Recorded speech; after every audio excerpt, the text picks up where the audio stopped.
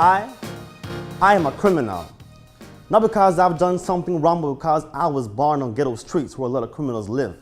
And I have spent many days of my life being treated like I had something to do with the things they did, as if we're somehow interconnected like the streets in which we reside. People that think like that can make a man like me angry inside, because to them I am a criminal. Not because I've done something wrong, but because of the familiar features of my face. And when they see me, they see nothing more than a guilty face, as if all black men look alike. Man, what a life.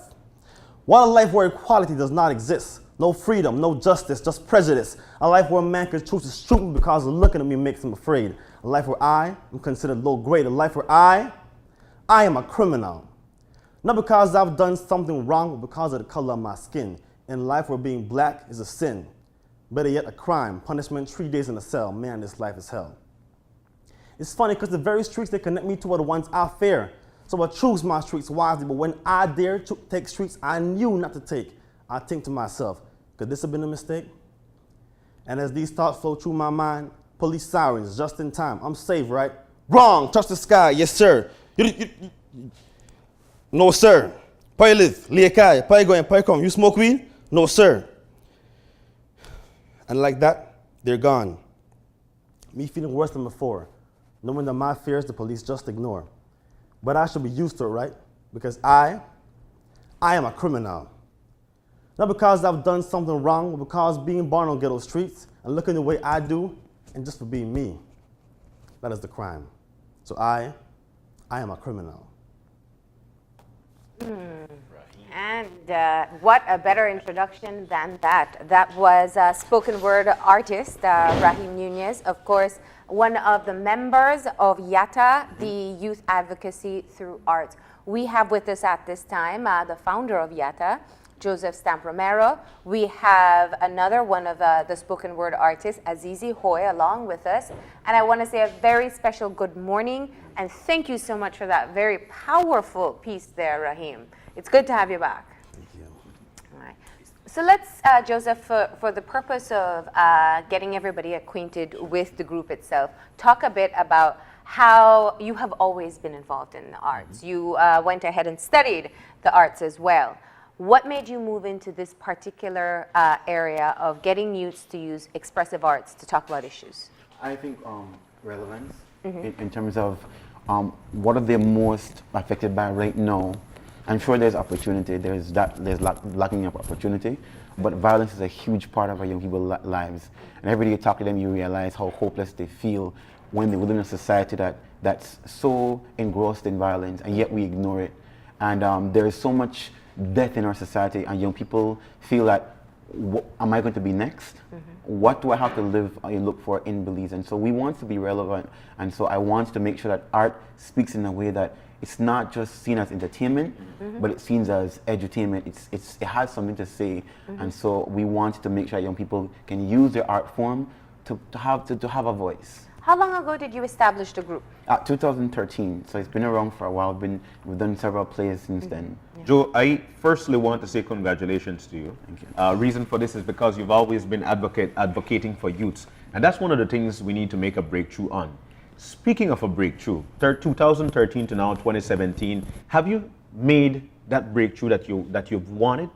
Are you comfortable? I think we've definitely made inroads in terms of getting youth issues out there, because we've gone into communities and did our plays, and we've seen the response to it, and we've been able to talk to mothers and even people who are on the outside on the fringes, who you might think don't have a concern, or who are part of the problem.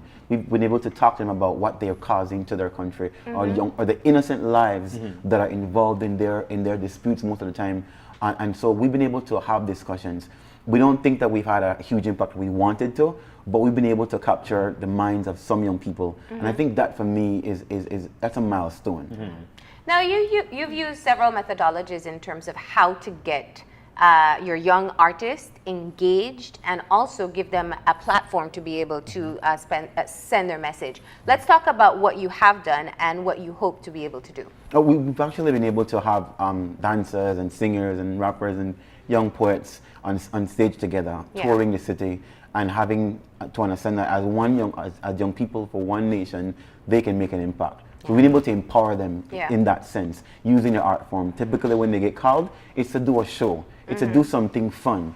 I don't think they understood the value, the potential value of an art form such as spoken word, for example. Yeah. And so we're able to do that.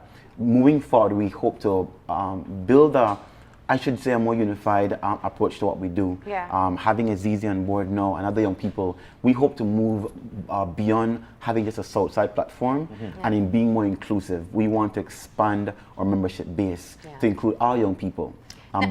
Yeah, I just wanted to take you back to the impromptu street performances that I know you used to do. I don't know if you're still doing it at this time.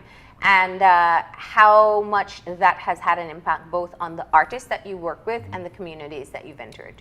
I think definitely young people have been able to see what violence is causing, what their involvement in violence is causing. Yeah. And our membership has expressed that. And the girls that we talk to, the youth, young men that we talk to, they get an analysis of what we're trying to do. So whenever we have a workshop, we analyze everything. We discuss everything from a social standpoint and how that impacts a young person and the wider community. And I think that they understand their role now, particularly our membership.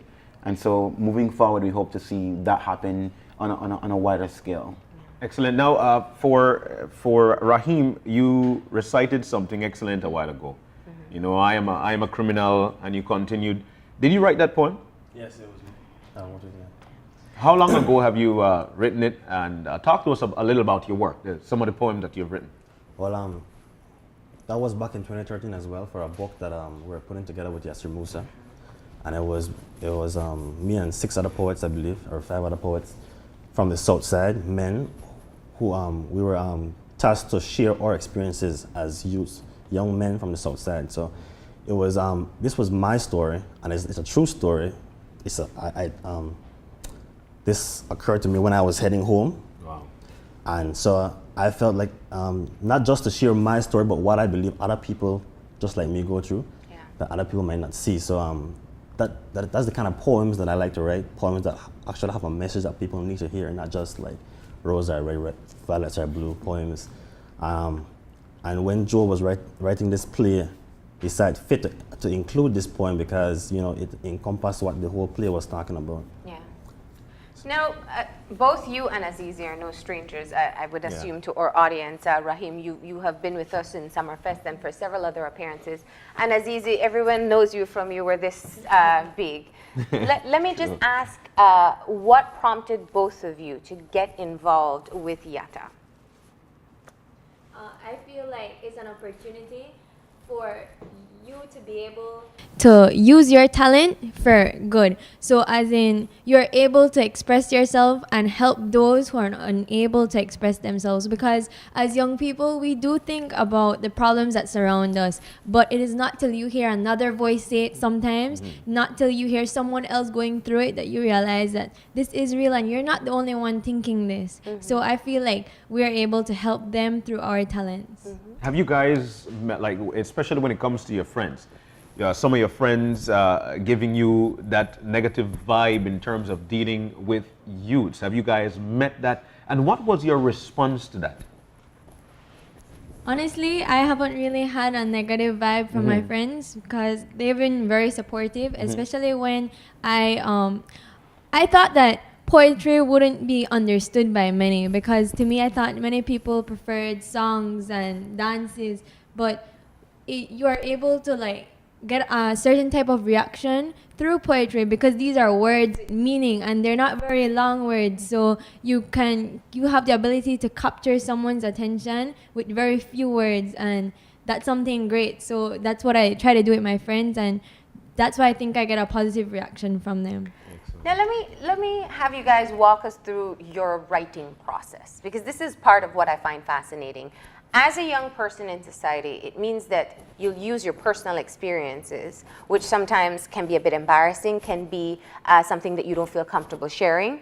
You will also, at times, simply reflect on what is happening around you and find a way to put those words together. Let me hear what you do to come up with the ideas and the ones you decide that you are comfortable enough sharing. In my personal experience, I've never sat down and tried to force a poem out. I write the poem when it comes to me. And if it comes to me, then it's worth saying. And I feel like if it's personal, then it's stronger. And if you feel like it might embarrass you, that means somebody else feels the same way and wants their story out. And as a poet, you have to share it. I believe like it's like a responsibility. If you have the voice, then you should speak for the people. Yeah. Azzizi? With me, it's pretty chaotic. It's a whole bunch of writing, and then it gets X'd out. But also, if it's not based on my personal experience, because I do like to write about violence, about problems that are occurring, I would watch videos. I've written some poems based on rape, and I'd watch videos on people, rape victims, who talk about it, who tell them their stories. I also read stories on it. Then eventually, I always put myself as the person, because you need to feel the emotion to be able to, for me to make it be a well-written poem. So that's pretty much how I would do it. Has there been a particular piece that you've written that has been difficult for you to share? I'm sure you push yourself to do it, but where you find yourself having, whether it's just nerves or concerns whether or not people will be able to connect, and what do you do in those situations? Well, really, I've only written one poem, but I guess I would say that would be about myself, where it's harder to be able to tell other people about how you feel. But sometimes, like the one time I did say it was to my dad, and I try to not to make it come off as it's nothing, but I give all the emotions in my poem, but you know. But with that, it was different. Yeah.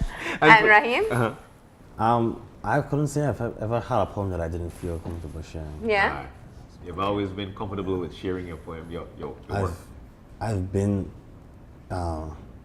attracted to performing since as long as I can remember. So that's where I feel most. That's where I feel like me. You know, and that would have been my next question to you, because watching you recite your poem there, I could see this individual who really likes what he does, and I wanted to know at what age did you recognize or realize to yourself, you know what, I could really go somewhere with this. I know for Azzizi that has been a while. We've seen Azzizi growing up, and now here at this particular spot. But for you? I guess I was pretty much unknown for a while, for like most of my life, until I found youth voices. And it's through your voices that I got to come here to perform, that I met Joe, that I met 501 Spoken Word, that's a poetry group. Everything that I do right now, jobs that I've had, has been because I was exposed through youth voices. So that's where I realized that this could be something. But I've been performing and making people laugh and since probably 7 or something like that. You know, mostly April Band. I'm just messing with it. But for Joe, youth advocacy through arts, you know, parental support is extreme when it comes to working along with these kids. What is that like for you? And what are parents saying to you? What are you saying to them? What's the situation there? I think we have parents who are directly supportive of what we do. Those who come to our events and drive the kids there. Me and Azzizi's mom have a really good relationship in terms of how we communicate about what she wants for Azzizi, what I'm doing, and how that works together. And you have those parents who are indirect participants, those who don't show up, but they allow you to have their child out late for rehearsals, and they don't rail up, they don't get upset, and they don't stop them from coming. Because in the past, working with dancers, I've had parents say, "You're done." But with Y.A.T.A, I have parents who might not come to the event, but they allow you to have the young people out because I think they, in some way, respect and they understand that this needs to be done. You have know the purpose. Yeah. You have always have that eye to reckon talent, and I'm structuring this from the standpoint that there are a lot of youths right now who are so afraid because they probably don't want to be teased or they don't want to make a mistake. They've got that fear within themselves in terms of perfection. They want to make sure that. What do you say to somebody who is out there right now who, you know what, I've got this, but I don't know how to bring it across, and how can they get to you, and what's the conversation like with somebody that you've seen in that particular situation? Well, they can always call me, at 620-5088, and or my Facebook page, Joseph Stamp Romero. I'm always happy to share what I do and include people in what I do also. For me, performing, if you have something in terms of performance and you feel that you want to put that out there, just try it. You know, I wasn't the best dancer when I started to dance. I was the worst. Nobody's But, going to you know, believe that, Joe. right? You know, so, Nobody's I going had to a- believe that. I couldn't Unless even, you say your wife taught you.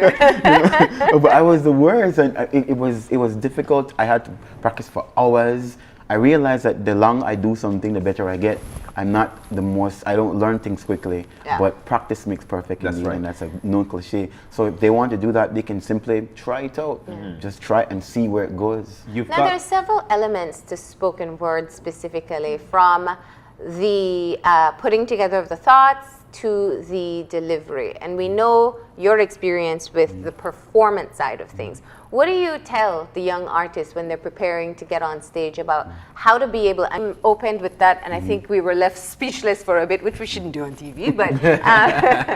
But what do you tell them about being able to connect with the audience, especially when the message is going to be so powerful and sometimes too much for people to hear or they think? I always go with being authentic. Being authentic. I think about when you're on stage, what is it that is like what Raheem said earlier.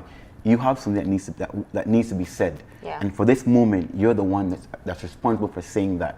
So be authentic about it, and you'll find that as you begin to speak or perform, the audience goes with you there. Yeah. And so most of the time people are worried about being judged by audiences. Sometimes the audience is looking at you thinking, man, you brave to get up there. And those who are not saying that are really, really feeling that, but they don't express it. Yeah. But most of the time I just say, be authentic, and the audience will travel with you to that place. Any things that you guys have learned about performing in front of an audience? From my experience with performing these plays, we always find somebody who is half crying or something.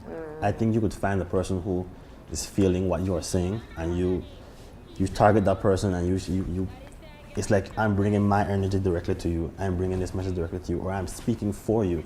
And you find a person, and I wouldn't know what Joe to talk, but like there's there's never a person who is, everybody we perform in front of come to us and tell us like, I'm glad that you're saying this. Yeah. I feel this. There's never somebody who is negative or who is shy to come and tell us that we're doing a good job. Yeah. It's really the same, because when I go out there and say my poems, I always look for whose attention I have grabbed, and based on their emotions, that empowers me to continue to bring it stronger, not to give up. Yeah. Joe, you've got youth idols with you, and I'm saying this from especially with the standpoint of having Azzizi, who have been all over the screen. The same with Raheem. How many people are a part of YATA, and what does it mean for you to have youth idols such as these folks with you in your group? I think we have about 20 strong. We're hoping to expand, as I said before.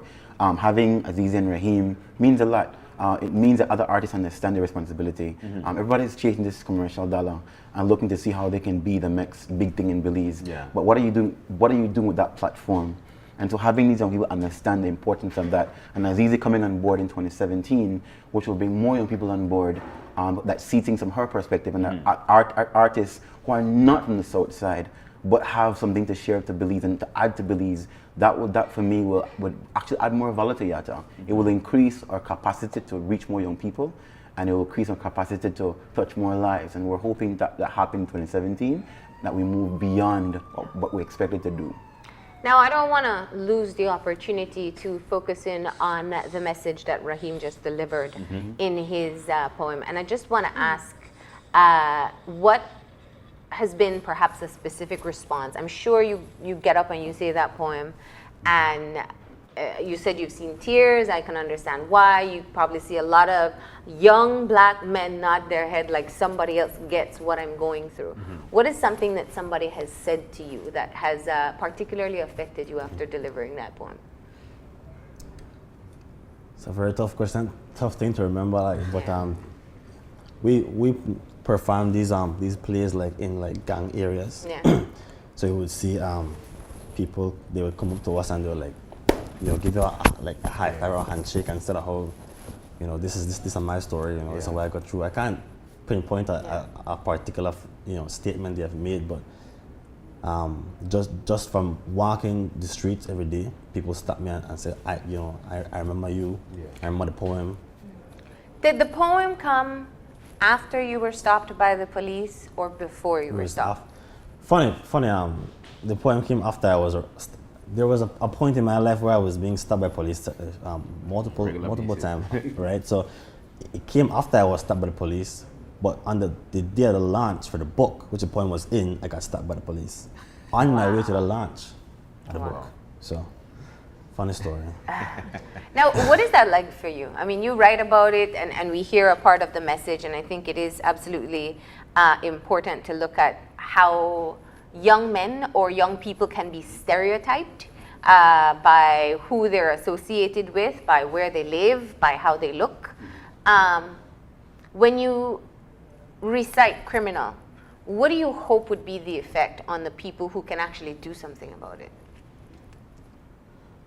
I hope they see the error of their ignorance. I hope that police officers in a perfect world stop judge people just by the way they look. But not only the police officers, but just people. If you have conversations with people, your co-workers, your friends, they say that, oh well, stop dressed like that. Stop dressed like what? Who decides how a criminal dress? The other day they had a young guy in button-up shirt and glasses and a tie, and he was in front of the police station eating tacos, and then start bus shot. No one could have known because of the way he dressed that he was going to do that. So it's not only police officers, not only ministers, not only prime minister, it's people, individual people who need to realize that everything not fit into categories or into a box. I not fit into a box. It sounds like a poem. And when you hear this, Azzizi, and the other young people in the group, what is it like when you hear a powerful message and you either identify with it or you feel for them, or what's it like from your end? When I hear a powerful message, it really hits deep, because even if I'm not going through that situation, I know that other people are going through that situation, and I feel for it, and that's when I feel like there must be a change that needs to happen. So I am able to listen to poems or songs or any message that's delivered, and whether it be me or someone else, I take it into consideration and try to see how my poetry will be able to help other people understand that this is something that's occurring. Well, speaking of your poetry, you're also going to be delivering something for us this morning, right? And you said this is the one poem that you've been performing for a while, right? No, Okay. this one's new. This one is new, and it's called This one's called Lost. Lost. Okay, well, we won't ask you what it's about because we want to be fully surprised by what you deliver. Go ahead and come here in the middle, and we're going to get ready to hear Azzizi Hoy doing Lost.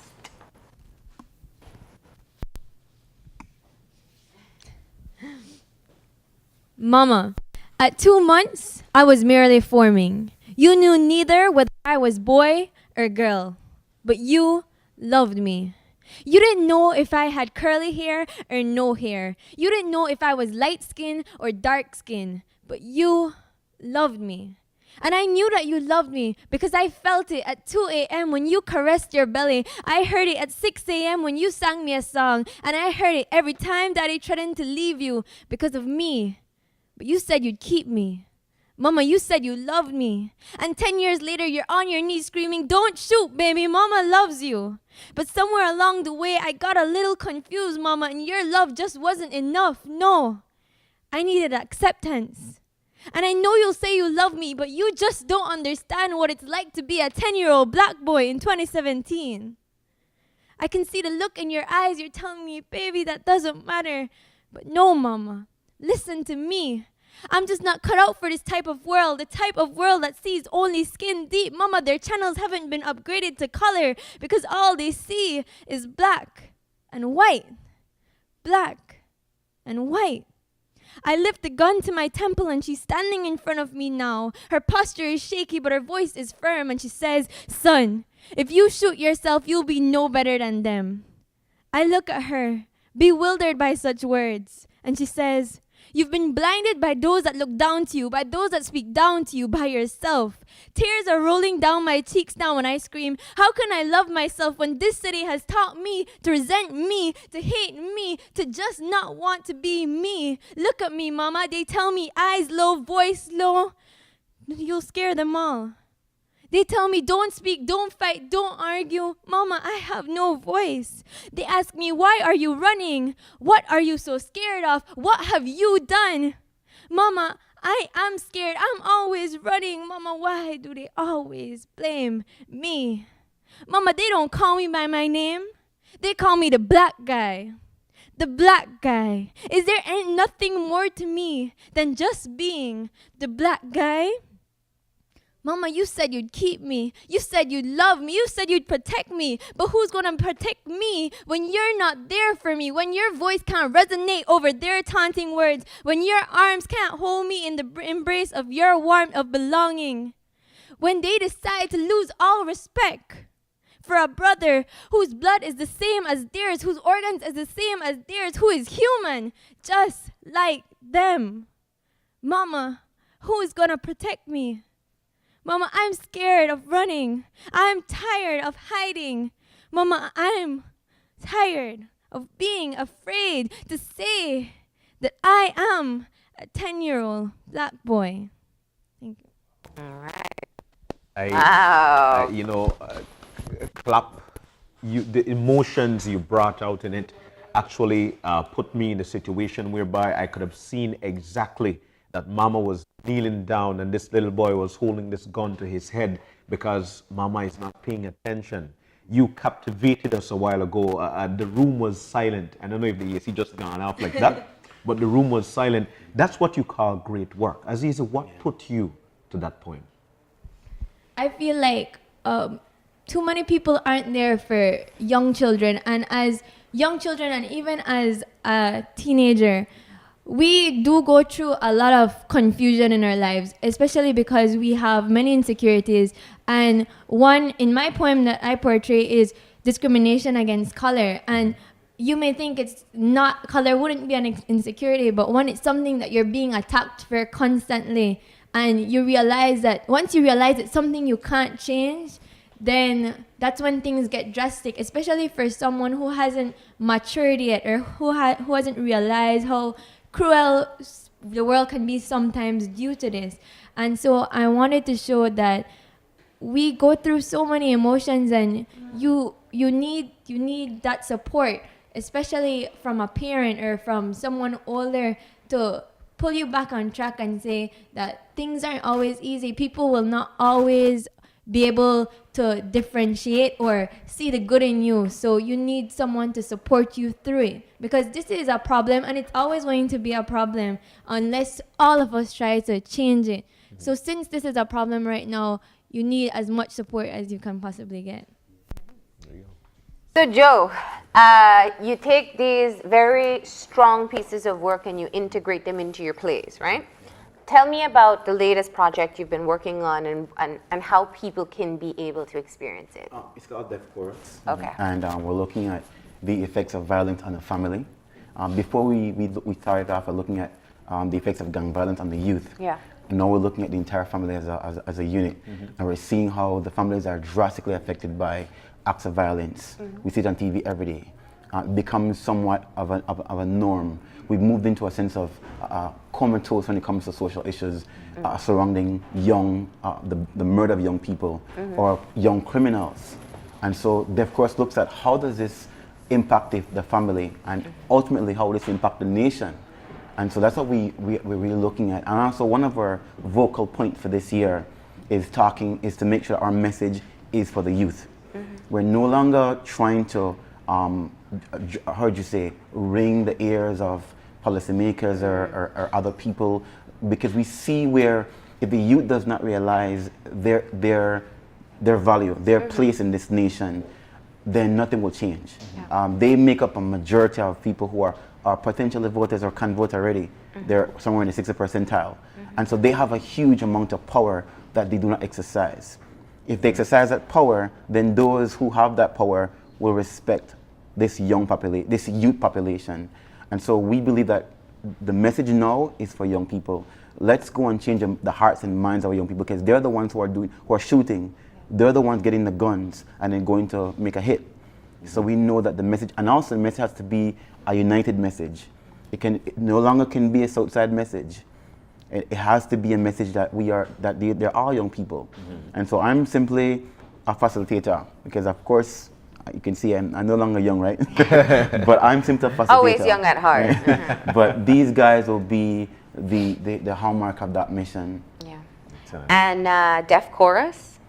Deaf You're Chor- putting it out on stage, or you're taking it out into the streets again? Into the streets, into Okay. the streets. We also are looking at a concert called Youth Belize Now. Okay. We work with young people in communities who have been through gun violence particularly, and seeing how we can work together and talk together, have more dialogue. Yeah. We're interested in helping and having others people involved in terms of those who are working organizations, but we've seen where we think that it's time for the young people to be more active, to be more proactive. So we work on partnerships, Yeah. but we believe that the young people have to be the ones who get more involved. When you put together a play like Deaf Chorus, how do you ensure that there's still the entertainment value with strong messages coming out? Obviously, the dramatic arts is important in this as well. How do you keep the fun element that every young person still wants to have? Right. We just keep we watch the culture. We realize the culture is when things get too tough in the room, most Belizeans step out. So for example, when you see we're going to lose people, we put in a fun moment, a comical moment in there, just to maintain that balance. So Yeah. we just watch the audience's reaction. And one of the things Raheem and the others always tell me is I said, Joe, you know what? I was looking at the play during this time, and people around me were feeling this way at this time. So we would go back. Okay. Our plays are consistent, stay alive. Yeah. So we consistently keep changing certain things. We go to Corozal right now, and the show inside in the city was a different show. It's also cultural sensitive. Yeah. And so we make sure that our audience is relevant to what they want to see and how they're feeling. Excellent. So you always make sure that whatever you've got in there, it's fresh element. Excellent. Now, for Raheem and Azzizi, we've seen a spike of crime across this country, not only in Belize City, because for some reason or another we tend to concentrate right here. What, as young people, what message would you send across, Azzizi, to those who are actually in this situation right now, this criminal element? What message would you send across that would touch their family? To those who are going through this right now, this isn't the point where you give up. This is a point where you need to step up and don't lose yourself because others aren't able to see you for who you are. They're trying to let your color, your culture, your religion, your race, they're trying to make that define you. But you know that there is more to you than that. So you need to step up and go for what you want to go for. Go for your dreams, go for your goals, because that's what makes you become a better person, and that will fulfill you and your life. So just don't give up at this point. And Raheem? I wouldn't want to add to what Azzizi said, to those particular people going through it. As usual, I want to target people, the surrounding environment, the surrounding people. Because we tend to just judge people from what we see exterior from the outside, right? But we never look at what they're going through at home or their full lives, right? And this is what we do in our plays. So I want to just mention this. Don't judge people that you don't know. Help people, right?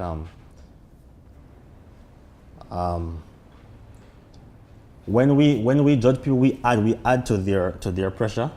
So if somebody's going through like sexual assault at home, and we tease them or we say that this person is a prostitute or whatever slang names you call them, that adds to the struggle they're going through. When we see people going into gang violence, we judge them and say, oh, they don't want nothing to do with nothing go out of their life, but we don't know the struggles that they go through or why they get there. So before you judge, ask you seek help for them, whatever, and that's how we benefit. All right. And lastly, Joe, obviously there are people who are watching this thinking about how they would like to support. How do they get in touch with you? And even for the young people who are interested in joining. They can always call me at 620-5088 or contact me on my Facebook page, Joseph Romero. And we're looking for young actors, we're looking for young performers, we're looking for supporters in terms of funding our work. Okay. Well, thank you all for being here today. We appreciate it. Keep the good work up. It's great to see you two once again, staying active and keeping your contribution as young people going. Joe, thanks so much for joining us, Thank and you. keep up the good work. Thank you. All right, we're going to go ahead and take our break. And when we come back, we're going to be having a conversation about juggling as an industry. And we have some veteran DJs joining us, well-known names, and they're going to be talking about this particular industry, what it means for them, and how it's been growing. So stay tuned.